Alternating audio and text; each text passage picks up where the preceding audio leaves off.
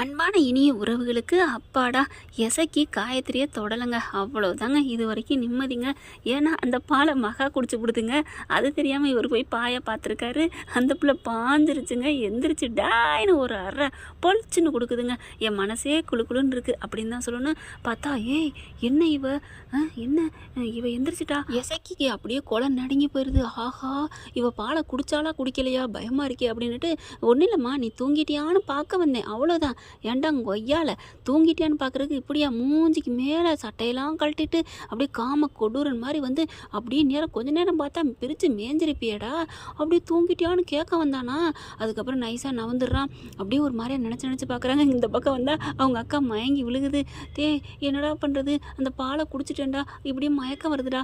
ஐயோ அடி பாவி மகளே, கெடுத்துட்டியடி காரியத்தை அப்படின்ட்டு இப்போ அக்காட்ட சொன்னால் நம்மளை தான் திட்டும் அப்படின்னு தாங்கி கொண்டுட்டு போய் கட்டிலில் படுக்க வச்சுறாரு. வேற வழியே இல்லாமல் நல்லவங்களை ஆண்டவன் கை விட்டுற மாட்டான்லங்க. இந்த பக்கம் கோர்ட்டில் பார்த்தீங்கன்னா ஸ்னேகாவுக்கு வக்கீல் இருக்காங்களே, ஐயோ அம்மாடியோ, இந்த வக்கீல் தொழிலுங்கிறது கடவுள் மாதிரி நம்பினவங்களை காப்பாற்றியும் கொடுக்கும். ஆனால் ஒரு சில நேரங்களில் எதிரில் நல்லவங்களையும் எப்படி வேணாலும் ஆக்கும் போல இருக்குது. அதுக்கு கடவுள்னு சொல்ல முடியாதுங்க. ஆனாலும் இந்த மாதிரி நம்மளை நம்பி வந்துட்டான் அப்படிங்கிறக்காண்டி நரகளை எங்கே திங்க முடியும். அப்படியே அப்பட்டமாக பொய் சொல்லுது, தள்ளி விடவே இல்லை. அந்த வீடியோ வந்து பொய்யான வீடியோ. அவங்க என்ன பண்ணுறாங்க, அந்த ஆதாரத்தெல்லாம் பொய்யா இல்லையான்னு அந்த டெஸ்ட் பண்ணுவாங்கள்ல, அதில் பண்ணுங்கன்னு சொல்லணும். ஆனால் அதை விட்டுட்டு வேறு ஏதாவது சாட்சியங்கள் ஆதாரங்கள் இருக்கா அப்படின்னு கேட்குறாங்க. இன்னொன்று இருக்குன்னு சொல்லிட்டு வீடியோ சரியில்லைன்னு ஆடியோவை கொடுக்குறாங்க நம்ம சஞ்சய். அதையும் வாங்கி கேட்குறாங்க.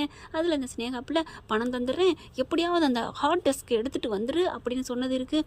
இதெல்லாம் நம்பிலாம் ஏற்றுக்க முடியாதுன்னு அதுக்கும் பிளானை போட்டு அப்படியே தன்னோட வாத திறமையில அந்த ஸ்னேகா வக்கீல் வாதாடிடுறாங்க. அடுத்து பார்த்தா இது உண்மையா இல்லையான்னு தெரிஞ்சுக்கணும் அப்படிங்கிறாங்களா, அதை புலனாராய்வு செய்கிறாங்க. பார்த்ததில் அந்த வீடியோ எல்லாம் உண்மைதான் அப்படிங்கிறது தெரிஞ்சு போகுது. உண்மைன்னு தெரிஞ்சக்கப்புறம் நீதிபதி விடுவாங்களா என்ன? ஒன்றும் பண்ண முடியாது. 15 நாள் ரிமைண்ட் பண்ணுறேன் அப்படின்னு 15 நாள் ரிமைண்டில் போட்டுறாங்க. உயிர் இப்படி குதிக்குது ஸ்னேகா. வழி இல்லை, குதிச்சாலும் ஒன்றும் நடக்காது. அவங்க 15 நாள் ரிமைண்ட் பண்ணிட்டாங்க. தீர்ப்பை வந்து அப்புறம் சொல்கிறேன் அப்படின்னு சொல்லிட்டு பார்த்தா உள்ளுக்குள்ளே போகிறாங்க. அப்படியே அப்பா என்னை உள்ளர வச்சுட்டான்ல, அவங்கள சும்மா விடாதப்பா, நான் விடக்கூடாது, நான் வெளியில் வரணும் அப்படி அப்படிங்கிறாங்க. நீ கவலைப்படாதம்மா, அவங்க 2 பேரையும் பள்ளி தீக்கணும் அதானே. ஆமாப்பா ஆமாம் அப்படிங்குது, நான் பார்த்துக்கிறேன் அப்படிங்கிறான். அடுத்து பார்த்தா உள்ளர தள்ளியாச்சு அப்படிங்கிற நிம்மதியில் வராங்க வீட்டுக்கு. அப்படியே அப்பா என்னம்மா பண்ணுறா பார்த்தியா, என்னம்மா இந்த வக்கீல் இப்படிலாமா போய் பேசுவாங்க அப்படின்னு பேசிக்கிறாங்க. சரி விடு, என்ன பண்ணுறது, எல்லாரும் அவங்கவுங்க தொழிலை பார்க்குறாங்க அப்படிங்கிறாங்க. அதுக்கப்புறம் சஞ்சய்க்கு ரொம்பவே சந்தோஷமாக ரொம்ப வாழ்த்து சொல்லி பாராட்டுறாங்க.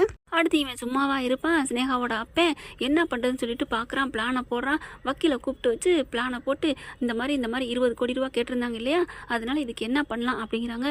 நீங்கள் கம்ப்ளைண்ட்டை கொடுங்க, ஏன் அவனை வந்து உங்கள் ஹாஸ்பிட்டலில் வச்சுருக்கீங்க, அதான் அவனால் ஒன்றும் பண்ண முடியாது, அவன் உங்கள் பொண்ணை கட்டிக்க மாட்டேன்னு சொல்லிட்டான், அப்புறம் எதுக்கு வச்சுட்ருக்கீங்க, கேஸை போடுங்க சார் அப்படிங்கிறாங்க அந்த வக்கீல். சரின்னு சொல்லி போட்டுறாங்க. கம்ப்ளைண்ட்டை கொடுத்துட்றாங்க. போலீஸு நேராக வீட்டுக்கு வருது. அப்போ தான் அன்னபூரணிக்கும் நல்லபடியாக குணமாகி வீட்டுக்கு வந்து உட்காடுறாங்க. இந்த கேஸோட போலீஸோட வர்றாங்க. பார்க்குறாங்க, போலீஸை பார்த்தோன்னே ஆடி போகிறாங்க. எதுக்கு மறுபடியும் வராங்க அப்படின்ட்டு, வாங்க என்ன அப்படின்னு கேட்க, உங்களை நாங்கள் கைது பண்ணுறோம் அப்படின்னு சிவாவை கூப்பிட்றாங்க. சிவா யார் அப்படின்னு கேட்குறாங்க. சிவா வந்த கையோட சிவா பார்க்குறாரு. எதுக்கு கைது பண்ணுறீங்க அப்படின்னு சிவா கேட்க, என்ன எதுக்கா, நீங்கள் மோசடி பண்ணியிருக்கீங்க, 20 கோடி ரூபாய் அவங்க கேட்டிருக்காங்க, அதான் கேஸ் போட்டிருக்காங்கல்ல. ஆமாம், சும்மா விடுவாங்களா என்ன, அவங்கள அரெஸ்ட் பண்ணி கூட்டு வர சொல்லியிருக்காங்க, மேலிடத்துலேருந்து உத்தரவு அப்படிங்கிறாங்க. அப்படியே ஒன்றும் பண்ண முடியல. சிவா என்னப்பா இது அப்படிங்கிறாங்க. இருங்க நான் பார்த்துக்கிறேன், நீங்கள் ஏன் பயப்படுறீங்க, நான் எந்த தப்பும் பண்ணலை, பயப்படணுங்கிற அவசியமே இல்லை பெரியம்மா, நான் பார்த்துக்கிறேன், நான் வெளியில் கண்டிப்பாக வருவேன் அப்படின்னு சொல்லிட்டு கிளம்பி கூட்டு போகிறாங்க. சிந்து பின்னாடியே ஓடி வருது. இருங்க, உங்கள் மேலே எந்த தப்பும் இல்லை, நான் நிரூபிப்பேன் அப்படிங்கிறாங்க. விடுமா பார்த்துக்கலாம், இது கண்டிப்பாக கோர்ட்டுக்கு வரும், கோர்ட்டில் வச்சு நிரூபிப்போம், இங்கெல்லாம் நிரூபித்தாலும் சாட்சியெல்லாம் ஆதாரத்தெல்லாம் களைச்சி போடுவாங்க, அதனால் நீ தைரியமாக இரு அப்படின்னு போகிறாங்க. கரெக்டாக அவன் பார்க்குறேன், அவங்க அப்பங்கிற சினேகா அப்பன், என்ன என் பொண்ணை உள்ளார வச்சுட்டா நீ மட்டும் வெளியில் சந்தோஷமாக இருந்துருவியா, இல்லை உன்னை இருக்கத்தான் விட்டுருவோமா, பார்த்தில நான் யாருடா, உனக்கே இவ்வளோ தைரியம் தான் எனக்கு எம்புட்டு இருக்கும், அது என்ன உனக்கே எனக்கே அப்படின்னா, நீனு வாயால் தானே சோறு திங்கிற, வேற எது வழியும் சோறு திங்கலையே, என்னடா போடா அப்படின்னு தான் தோணுது. அடுத்து கொண்டு போய் போலீஸ் ஸ்டேஷனில் வச்சிடுறாங்க. நம்ம சிவாவை கோர்ட்டுக்கும் கேஸை போட்டுறாங்க. வேகமாக எப்போ எழுதுறாங்க. போகிறதுக்கு முன்னாடி இங்கே என்ன பண்ணுது, நம்ம சினேகாவை தேடி நம்ம சிந்துப்புல போகுதுங்க. ஏம்மா அவளெல்லாம் பார்க்க போக வேணாம் அப்படிங்கிறாங்க. இருங்க அத்தை நான் பார்த்துக்கிறேன் அப்படின்னு சொல்லிட்டு பைரவி நீ வர்றியா அப்படின்னு கேட்கல. வர்றேன் அப்படி சொல்லிட்டு 2 பேரும் போகிறாங்க. போய் ஜெயிலுக்கும் போயிடுறாங்க. சினேகா வருது. சினேகா பார்த்த கையோட என்ன பண்ணுது, கக்கா கக்கான்னு சிரிக்குதுங்க சிந்துவை பார்த்து. ஏய் என்னடி உள்ளுக்க வச்சு சிரிப்பு அடங்கலையா உனக்கு, ஆணவத்தை அடக்க மாட்டியா அப்படின்னு சிந்துவும் பைரவி ஒரே மாதிரி எகுறாங்க. நான் ஏண்டி அடங்கணும், இன்னும் 2-3 நாளில் நான் வெளில வந்துடுவேன். ஆனால் உன் புருஷனை உள்ளே வச்சேன் பார்த்தியா அப்படின்னு சொல்ல, நீ உன் வேலை தான் எனக்கு நல்லா தெரியும் அப்படிங்கிறாங்க. ஆனாலும் நாங்கள் சும்மா விட மாட்டோம்டி, நீ வெளியில் வந்த மாதிரி தப்பு பண்ண நீயே வெளியில் வரையில எந்த தப்புமே பண்ணாத. ஏன் சிவா, ஏன் டாக்டர், ஏண்டி உள்ளர போகணும், கண்டிப்பாக நானும் அவரை வெளியில் எடுப்பேன்டி அப்படிங்கிறாங்க. நீ எப்படி எடுக்க முடியாதுடி, 20 கோடி ரூபா வச்சா தான் வெளியில் வர முடியும். 1% 20 கோடி இல்லைன்னு எனக்கு தெரியும். அவன் மட்டும் என்னை கல்யாணம் பண்ணியிருந்தா 20 கோடி என்ன 200 கோடி கூட நான் கொடுக்க ரெடி, எங்கள் அப்பா செய்வார். ஆனால் ஒன்றுமே இல்லாத தெருக்கோடியில் இருக்க ஒன்றை கல்யாணம் பண்ணிவிட்டு அப்படின்னு சொல்லலே பைரவிக்கு செம்ம கோவம் வருது. ஏய் அப்படின்னு அறைய போகிறாங்க. என்னடி நினச்சிட்ருக்க அப்படின்னு சொல்லிட்டு அங்கே இருக்கிறவங்க, ஏம்மா என்னம்மா நீ ஜெயிலுக்குள்ளே வந்து இப்படி சண்டை போட்டுக்கிறீங்க அப்படின்னு அந்த வாடுறம்மா அதாவது பக்கத்தில் நிற்பாங்களே அவங்க கத்துறாங்க. சினேகா உடனே இருங்க அவளுக்கெல்லாம் ஒன்றும் பண்ண முடியாது, நீங்கள் போங்க அப்படிங்கிறாங்க. பார்க்குறாங்களா, ஏண்டி கொஞ்சம் கூட நீ அடங்கவே மாட்டியா, ஏய் நான் கம்பிக்கு இங்கிட்டு இருக்கிறதுனால நான் ஜெயிலுக்கு இருக்கேன்னு நினச்சிட்டு இருக்கியா, உங்களை பார்த்தாலும் நீங்கள் ஜெயிலுக்குள்ள இருக்க மாதிரி தாண்டி தெரியுது அப்படிங்குது இந்த சினேகா. இங்கே பார், நான் மறுபடியும் சொல்கிறேன், என் புருஷனை நான் வெளியில் எடுப்பேன்டி, எடுத்ததுக்கப்புறம் உனக்கு இருக்குடி அப்படிங்கிறாங்க நம்ம சிந்துவும் பைரவி. நீ எப்படி எடுத்தாலும் சரி, தலைகளாக நின்று தண்ணி குடித்தாலும் சரி, எங்கள் அப்பா உன் புருஷனை வெளியில் வர விட மாட்டாருடி, நாங்கள் அந்தளவுக்கு ஸ்ட்ராங்காக ஃபைல் பண்ணி வச்சுருக்கோம்ல. என்னடி ஸ்ட்ராங்கு, நீங்கள் என்ன என் புருஷன் வந்து ஏதோ ஏமாற்றிட்டாருன்னு சொல்லியிருக்கீங்க, அதுக்கு ஆதாரம் இருக்கா அப்படின்னு கேட்க, ஆதாரத்தை நாங்கள் வர வைப்போம். ஏண்டி 20 கோடி ரூபா நட்டமே இல்லாமல் உன் புருஷன் மேலே நட்டக்கணக்கு காமிச்சிருக்கிறோம், அப்படி இருக்கையில் நாங்கள் ஆதாரத்தை ரெடி பண்ண முடியாதா என்ன?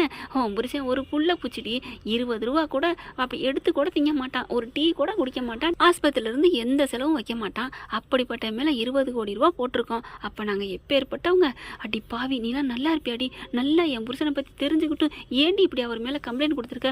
ஒன்றும் இல்லை, வெரி சிம்பிள், நீ வேணா டைவர்ஸ் பண்ணிட்டு போயிரு, சிவாவை நான் கல்யாணம் பண்ணிக்கிறேன், உன் புருஷன் நல்லா இருக்கணும்னு நினச்சின்னா இதை நீ பண்ணு, 20 கோடி என்ன 20 கோடி உனக்கு கூட தர்றேன், இந்த கேஸ்லேருந்து வாபஸ் வாங்கிடுறேன், ஒன்றும் இல்லை, உன் புருஷன் எந்த தப்புமே பண்ணலை, எனக்கும் தெரியும் உனக்கும் தெரியும், ஆனால் கோர்ட்டுக்கு ஆதாரம் வேணும்ல, அதனால ஆதாரம் உங்ககிட்ட இல்லை, ஆனால் நாங்கள் பக்காவாக போய் ஆதாரம் ரெடி பண்ணி வச்சுருக்கோம், அதை கொண்டு போய் கொடுத்தேன்னு வையேன், உன் புருஷன் ஜென்மத்துக்கும் களி தான் அப்படிங்கிறாங்க.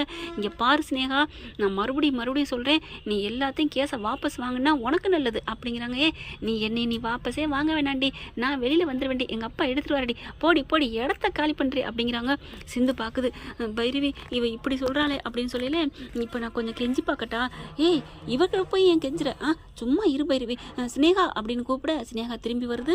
நீ சொன்னதெல்லாம் நான் கேட்டேன், நீ பொய்யானா சாட்சியெல்லாம் வச்சுருக்க, அதனால் ஒன்றும் பண்ண முடியாதான், ஆனால் நான் வந்து கேஸை வாபஸ் வாங்கிறேன், உன் காலில் விழுந்து கெஞ்சி கேட்குறேன், ஏன் இப்படி என் புருஷனை வாட்டி எதைக்கிற, நீ வந்து அவரை விடுதலை பண்ணிடு, கேஸை வாபஸ் வாங்க சொல்ல எங்கள் அப்பாவை அப்படின்னு சொன்னோன்னே, பரவாயில்லையே காலெல்லாம் விழுந்து கெஞ்சுற, அவ்வளோ புருஷன் மேலே பாசமா அப்படின்னு கேட்க, நான் தான் அன்னைக்கே நான் வாபஸ் தான் வாங்க சொன்னேன், சிவா தான் கேட்க மாட்டேன்ட்டாரு. ஆமாம் உன் புருஷன் ஒரு கேனேங்கிறனால தான் நாங்கள் பொய்யா கம்ப்ளைண்ட் கொடுத்துருக்குறோம், ஆதாரத்தை ரெடி பண்ணால் உன்னையும் கல்யாணம் பண்ணியிருக்கிறேன், அவனை நீ நல்லா ஏமாத்துற, அப்புறம் நான் ஏமாத்தினா என்ன, வேணா ஒன்று எங்கள் அப்பாட்ட போய் பாரு, நீ கேஸை வாபஸ் வாங்க, அதுக்கப்புறம் நான் வேணா உன் கேஸை வாபஸ் வாங்குற பற்றி பேசலாம், சரியா சொல்லும், நீ கிளம்பு, நான் இன்னும் உன் புருஷனுக்கு என்னென்ன போய் ஆதாரம் சாட்சி எல்லாம் ரெடி பண்ணணும் யோசிக்கணும், கிளம்புறியா அப்படின்னு உள்ளார போகுது. அப்படியே பார்க்குறாங்க பைரவி, ஏன் நீ இவகிட்டலாம் போய் கெஞ்சுற, பைரவி நீ சும்மா இரு பைரவி, எல்லா ஆதாரத்தை கரெக்டாக ரெடி பண்ணணும்ல அப்படின்னு சொல்லிட்டு எல்லாத்தையுமே வீடியோ எடுத்துடுறாங்க. இங்கே பார்த்தா கோர்ட்டில் நடந்துட்டுருக்கு, கேஸ் நடந்துட்டு இருக்கல, எங்கே இந்த சிந்துவும் பைரவி காணோம், எங்கே போனாலுங்க அப்படின்னு அன்னபுரிலேருந்து எல்லாரும் இப்படி தவிச்சுக்கிட்டு இருக்காங்க. கரெக்டாக பார்த்தா சிவா இந்த மாதிரி 20 கோடி ரூபாய் மோசடி பண்ணிட்டாரு அப்படின்னு ஆதாரத்தை எல்லாத்தையும் காமிக்கிறாங்க. தீர்ப்பு சொல்ல போயில நிறுத்துங்க அப்படின்னு வர்றாங்க. என்னன்னு பார்த்தா சிந்துவும் பைரவியும் மன்னிச்சுக்கோங்க அப்படிங்கிறாங்க. என்ன அப்படின்னு வந்த சினேகா அப்பையும் பார்க்குறேன், நான் உங்களுக்கு ஒரு முக்கியமான ஆதாரம் கொண்டு வந்திருக்கேன் அப்படிங்கிறாங்க.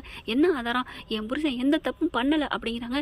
அதை இப்போ வந்து சொல்லி என்னமா புண்ணியம், அதுக்கு ஏதாவது சாட்சி இருக்கா, இருக்குது ஆதாரம் இருக்குது, நான் சும்மா சொல்லலை அப்படின்னு சொல்லிட்டு கூண்டில் போய் நின்றுட்டு அந்த ஆதாரத்தை கொடுக்குறாங்க.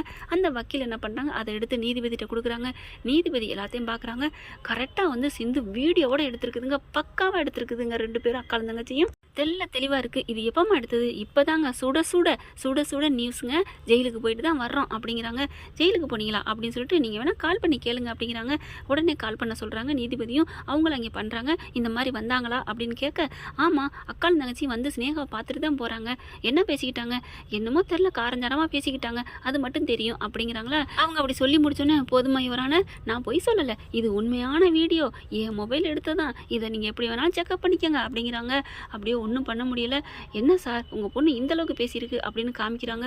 அடி பாவி மகளை, எல்லாத்தையும் உளறி சொல்லிட்டாலே, உளறி தள்ளிட்டாலே, இவளை என்ன பண்ணுறது, இப்படி உளறி கொட்டிட்டாலே அப்படின்ட்டு அப்படி தலையை தொங்க போகிறாரு. என்ன சார், அப்போ உங்கள் பொண்ணு சொன்னது உண்மைன்னு ஒத்துக்கிறீங்களா? இனிமேல் என்ன ஒன்றும் சொல்ல முடியாது, உண்மைதான் அப்படின்னு சொல்கிற மாதிரி நிற்கிறாரு. அடைச்ச எவ்வளோ பெரிய டாக்டர் தொழிலில், உயிரை காக்கிற தொழிலில் இருக்கீங்க, எவ்வளோ பெரிய மனுஷன் போர்வையில் இருந்துட்டு இப்படி கேவலமாக பண்ணிட்டு இருக்கீங்க, எவ்வளோ நல்ல மனுஷன் அந்த சிவா மேலே ச்சே அப்படின்னு சொல்லிட்டு அந்த பொண்ணையும் அவங்க பொண்டாட்டியும் கொலை பண்ண பார்த்துருக்கீங்க. இப்போ அவர் மேலேயும் கேஸை போட்டிருக்கீங்க. என்ன பழைய பகையை வச்சுட்டு பழி தீர்க்க பார்க்குறீங்களா? இப்படிலாம் நீங்கள் பண்ணிக்கிட்டீங்கன்னா அதை பார்த்துட்டு சட்டம் சும்மா இருக்காது சார் அப்படிங்கிறாங்க. இல்லை, என் பொண்ணை லவ் பண்ணிட்டு ஏமாத்திட்டு போயிட்டான். என்னது, பொண்ணை லவ் பண்ணிட்டு போயிட்டானா? உன் பொண்ணை பற்றி லட்சணத்தை தான் வண்டையாக கிழிச்சாங்களே போன இதுலேயே மறந்துட்டீங்களா அப்படிங்கிறாங்க. அப்படியே தலையை தொங்க போடுறாரு. உன் பொண்ணு இன்னொரு பையனை லவ் பண்ணிச்சு, அந்த பையனை மர்டர் பண்ணுற அளவுக்கு போயிருக்கு, என்னையா நினச்சிட்டு இருக்க? ஐயோ என்ன பொழப்போ, உங்களுக்கு கோர்ட்டுக்கு வர்றதுக்கு கூசவே இல்லையா அப்படின்னு சொல்லிட்டு நீதிபதியெல்லாம் வக்கீல்லாம் வரலாம், குற்றவாளியாக தான் வரக்கூடாது அப்படின்னு தான் தோணுது. அடுத்து பார்த்தா தீர்ப்பை கொடுத்துட்றாங்க. இந்த கேஸுக்கும் சிவாவுக்கும் எந்த சம்மந்தமும் இல்லை. சிவா உண்மையான ஒரு நல்ல மனுஷன், ஒரு 100% உள்ள ஒரு உத்தம மனுஷன், அவர் மேலே எந்த தப்பும் இல்லை அப்படின்னு இந்த கோர்ட்டு விடுதலை செய்யுது அப்படின்னு சொல்லிடுறாங்க. அப்படியே ஓடி வந்து சிவா சிந்துவை கட்டிக்கிறாருங்க. அவ்வளோ ஒரு சந்தோஷம் 2 பேருக்கும். டாக்டரே நான் உன்னை விடுவேனா டாக்டரே அப்படின்னு சொல்லிட்டு கட்டி பிடிச்சிக்கிறாங்க. அன்னபூர்ணி எல்லாரும் வெளில வந்து அப்படியே கட்டி பிடிச்சிக்கிறாங்க. சிந்து, நீ எங்கள் வீட்டுக்கு மருமகளாக வர நாங்கள் கொடுத்து வச்சுருக்கணுமா, நல்ல வேலைம்மா அந்த ஸ்னேகா நம்ம வீட்டுக்கு வரல அப்படிங்கிறாங்க. என்ன ஃப்ரெண்ட், இப்படி போனால் நல்லா தானே இருக்கும், பார்க்கலாம் என்ன நடக்க போகுதுன்னு. இந்த பற்றி உங்களுக்கு பிடிச்சிருந்துச்சுன்னா உங்கள் பொண்ணான கையில் ஒரு லைக்கை போட்டு சப்ஸ்கிரைப் பண்ணிடுங்க. Thank you friends.